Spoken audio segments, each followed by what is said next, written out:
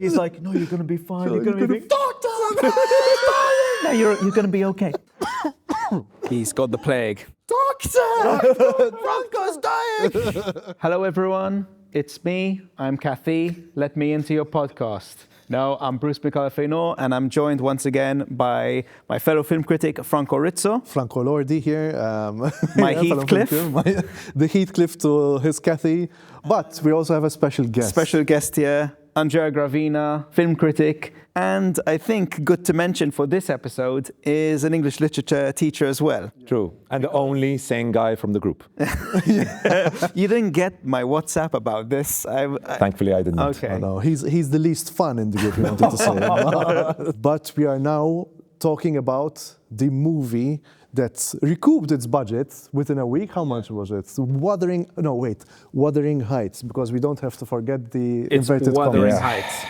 I mean, shall I describe the film or shall I describe the book? Describe the film. Spoiler warning, guys. We're going to talk about what happens in the film and the book till the end. So we've got Cathy, at a very young age, falls in love with this young Heathcliff. Heathcliff was picked up by the father. We see Cathy grow up with Heathcliff. There's this interesting filial relationship between the two. In the books, it's an unrequited love story, which in the film it is not. In the film, we see full blast sex scenes between the two. They're in love. There's a whole, hullabaloo about that, which we'll discuss. Cathy also marries Edgar Linton, and on the side, she's making love with Heathcliff. Also very important to remember that Heathcliff sets off after hearing a conversation between Cathy and Nelly. Heathcliff hears Cathy talking about the fact that she's going to marry Edgar Linton because he gives her more of an opportunity, whilst with Heathcliff, that opportunity would not work out. Then Heathcliff returns in, I think it's 3 years. Was it 3 years, 3 or 4 years?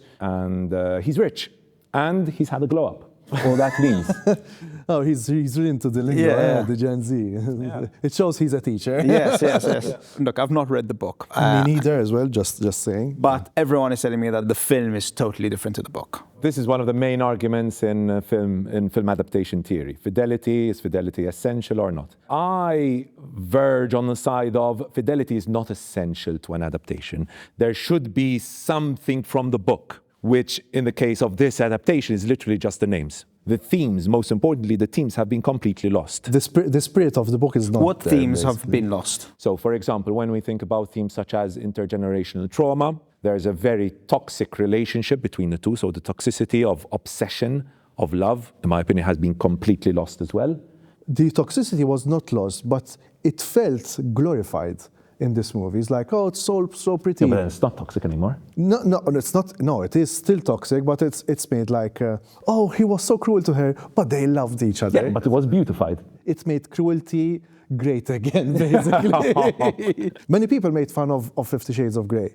I'm not yucking anyone's yum here, but didn't we move on from the fact that, listen, once you scratch the surface, you notice that their relationship was not really wholesome. I don't think the film was endorsing that at all. It was not. It was. I don't think it was. I liked the cinematography, and it had the color palette of these covers, those really like cheesy romance. Like romance paperback. Yeah, it's very much like that. There was a bit of giallo as well in it, like the reds, the very, very red reds. The sunset red was beautiful. That was Gone with the Wind. It's very Gone with the Wind. Yeah. And to me, the film was like pulling from a lot of gothic romances from like the Hammer horror films.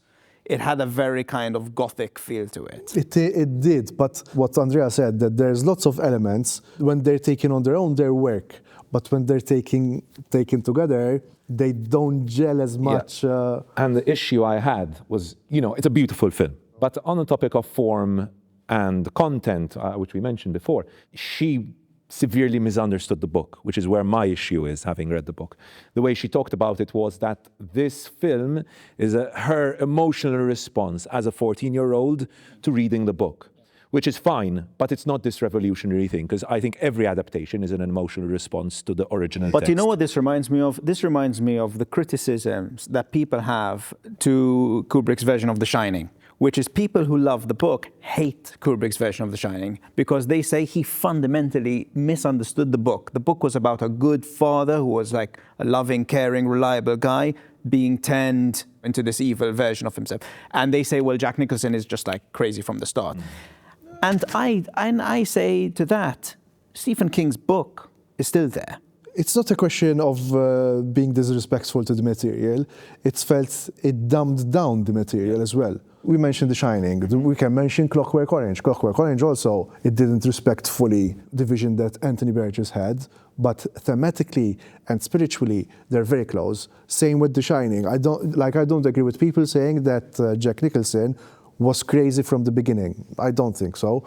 A good example, I think, to mention here as well is Baz Luhrmann's Romeo and Juliet, who that's a complete reimagining of the film, but the core themes of Shakespeare's text are there present in Romeo and Juliet, in Baz Luhrmann's version. I feel like the only theme that is kind of covered in the film is the theme on class, where the costumes and the set design play a part in divulging the theme of class. But then, for example, the theme of race and otherness, that's completely Let's talk about that. ignored. Let's talk about that. I mean, since this film came out, it's been think-pieced to death. I've been seeing article after article, you know, The Guardian and The Telegraph and The Independent. It's like, we love it, we hate it, we love it, we hate it, we love, you know. But the theme of Heathcliff's race seems to be the biggest red flag. Yeah, because this was essential to the book. Yeah.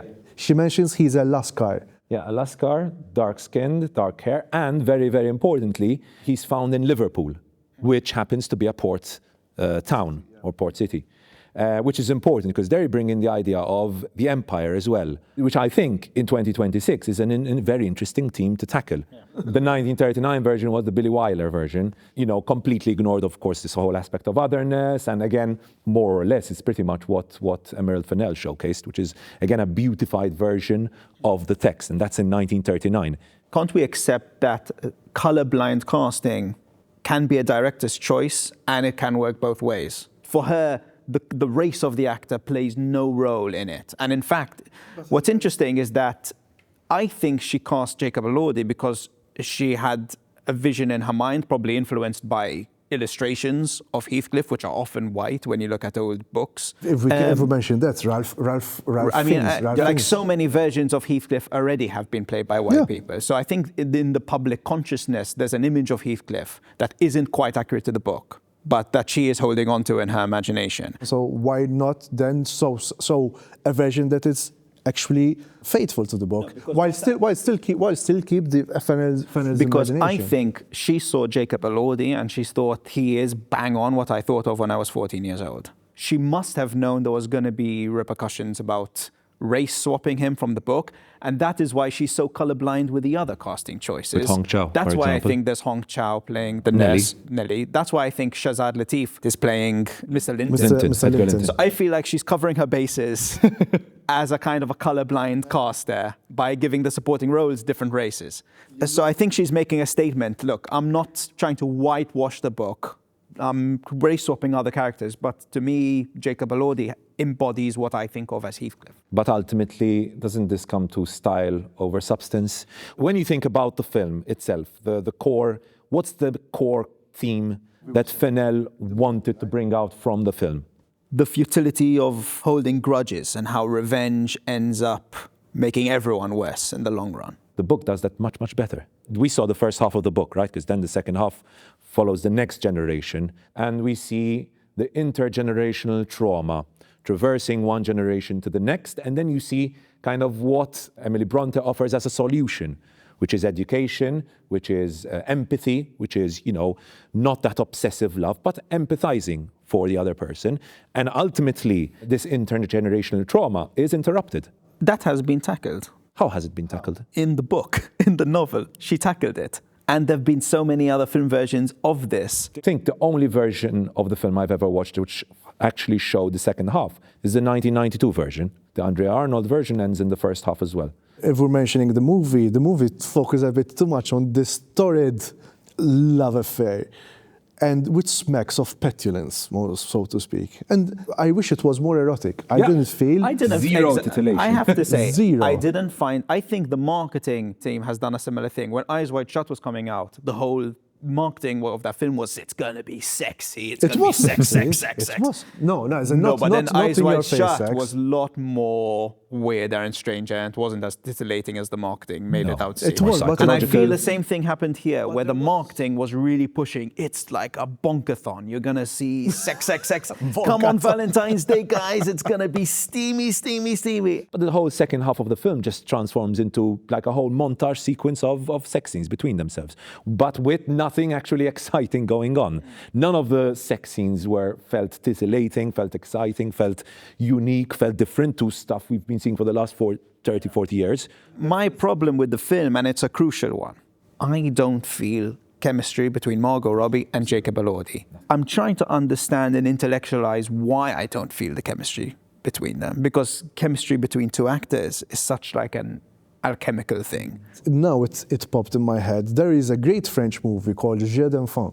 I think that is an even better portrayal of a toxic relationship, where basically they're trying to one-up each other with the bets they make against each other while still harnessing a certain relationship together.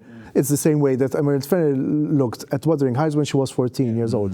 Seeing it now is like, this couple is it's a bit toxic, but you're still enjoying watching the movie. I feel like if you're looking for an electrifying, and so very sexual, graphic romance, blue is the warmest color. That was one where I felt like... Portrait of a Lady on Fire. Okay, I haven't seen that one. Yeah, just you can feel the bonfires, literally their chemistry, like lighting up. It's an incredible scene, even on a technical level. But even in a film like Before Sunset, the chemistry. like you just feel like, get together, like why aren't you together, you know? And I've never felt that with this movie. Yeah, and mentioning Before Sunset, that leads me, I think, very well to the writing of the film, which I think is another big issue with the film. Sometimes they use Emily Bronte's language, which is probably the only good lines from the film, but sometimes I felt like they're trying to explain their love, and you can never see it on their faces. They're just trying to explain how much I love Heathcliff so much. You know what I think the Heathcliff. issue is with this? There is a miscasting between Margot Robbie and Jacob Elordi, and I think the problem is this: Margot Robbie is a huge movie star. Jacob Elordi is just coming up. So there feels like an imbalance there.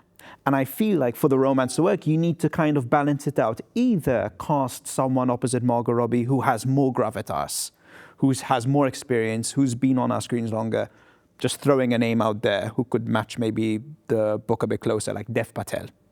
Someone like Dev that, Patel you know? would be really... Someone who's more of an equal with Margot Robbie. really Or cast someone... That's a really good casting. It's incredible casting. When are you directing your Wuthering Heights? Dev Patel and I'll who? get Dev on the phone.